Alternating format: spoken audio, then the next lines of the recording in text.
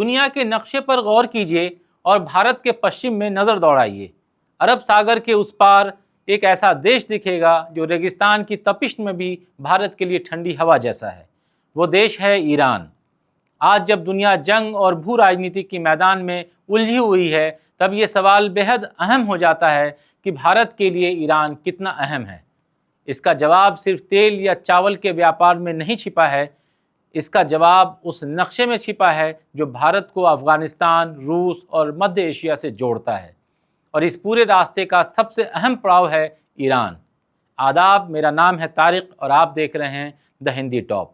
जब 13 जून 2024 को इजराइल ने पहली बार ईरान की सीमा में घुसकर हमला किया और जवाब में ईरान ने मिसाइलें दागी, तो पूरी दुनिया की निगाहें मध्य पूर्व पर टिक गईं।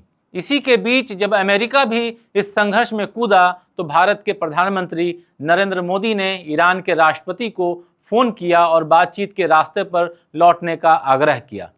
यह संकेत था कि ईरान में उठने वाली कोई भी हलचल भारत को प्रभावित किए बिना शांत नहीं हो सकती। इतिहास के पन्नों को पलटिए तो पता लगेगा कि 15 मार्च 1950 को भारत और ईरान के बीच मैत्री संधि हुई।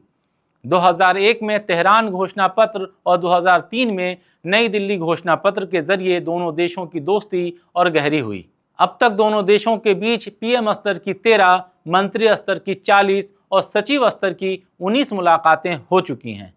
2016 में पहली बार प्रधानमंत्री मोदी ने ईरान की धरती पर कदम रखा और कुल 12 समझौतों पर हस्ताक्षर हुए।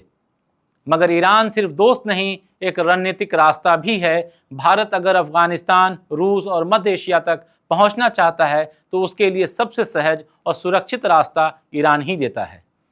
पाकिस्तान इस रास्ते को रोकता है, लेकिन उस दरवाजे को खोलता है। ईरान का चाबहार बंदरगाह को देखिए, ये वही बंदरगाह है जिसे भारत ने ईरान के साथ मिलकर पाकिस्तान के ग्वादर बंदरगाह के जवाब में विकसित किया। चाबहार से भारत अफगानिस्तान और फिर मध्य एशिया तक सामान पहुंचा सकता है। भारत ने यहाँ अरबों डॉलर का निवेश किया है और इसके जरिए एक वैकल्पिक व्यापारिक रास्ता तैयार किया है। मुंबई से जहाज चलेगा, चाबहार पहुंचेगा, फिर रेल मार्ग से अफगानिस्तान और वहां से मध्य एशिया और रूस तक। यही तो भारत की कनेक्टिविटी डिप्लोमेसी है। मगर भारत के इस प्लान में मोड़ तब आता है जब ईरान संकट में आता है। अगर ईरान में संघर्ष गहराता है तो भारत की पूरी रणनीतिक योजना खतरे में पड़ जाती है। भारत अफगानिस्तान से जुड़ नहीं पाएगा और यही मौका चीन के लिए सुनहरा हो जाएगा। चीन पहले ही अफगानिस्तान और पाकिस्तान को मिलाकर चाइना, पाक, अफगानिस्तान ट्रायंगल बनाने की कोशिश कर रहा है। चीन अब ईरान में भी तेजी से घुस रहा है। अमेरिका के प्रतिबंधों का फायदा उठाकर उसने 25 सालों की रणनीतिक साझेदारी की है, जिसमें वो ईरान के तेल बंदरगाह, परिवहन और ऊर्जा क्षेत्र में भारी निवेश करेगा। आज चीन ईरान के तेल का सबसे बड़ा खरीदार है। अब सवाल उठता है, तो भारत क्या कर रहा है? भारत ने 2019 से ईरान से तेल खरीदना बंद कर दिया क्योंकि अमेरिका के प्रतिबंधों का डर था। इसका फायदा चीन ने उठाया। ईरान ने भारत को Farzad B gas field project के बाहर कर दिया, जिसे कभी भारत की ओएनजीसी ने खोजा था। इसी तरह ईरान ने चाबहार से जहेदान तक रेलवे लाइन वाले समझौते से भी भारत को बिना बताए बाहर कर दिया। यानी दोस्ती में दरारें आ रही थीं।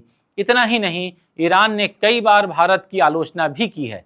नागरिकता संशोधन कानून यानी सीएए, जम्मू कश्मीर से अनुच्छेद 370 हटाने जैसे मुद्दों पर ईरान के सर्वोच्च नेता ने भारत की खुलकर आलोचना की और अल्पसंख्यकों की स्थिति पर कमेंट की। ये भारत की संप्रभुता में सीधा दखल माना गया। मगर फिर भी भारत ने ईरान को अंतर्राष्ट्रीय मंचों पर समर्थन दिया।